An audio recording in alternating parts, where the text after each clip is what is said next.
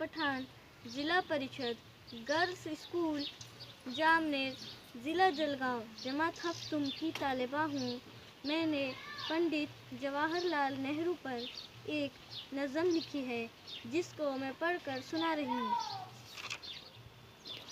चाचा जी हम बोले उनको चाचा जी, चाचा जी हम बोले उनको चाचा जी।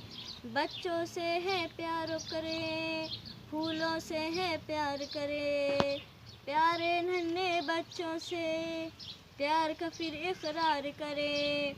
चाचा जी हम बोले उनको चाचा जी। बच्चों में बच्चा बन जाए, हंसे बोले और खिलाए, जन्मदिन को उनके हम योमे अतफाल कह के मनाए। चाचा जी हम बोले उनको चाचा जी। बताओ तो ये चाचा जी है कौन? चाचा नेहरू यानी पंडित जवाहरलाल नेहरू। आज़ादी तहरीक के राही, सोचे देश की ये भलाई। हिंदू हो या हो मुस्लिम, सबको समझे अपना भाई। चाचा जी के सपने महान पूरे करे हम हो के जवान।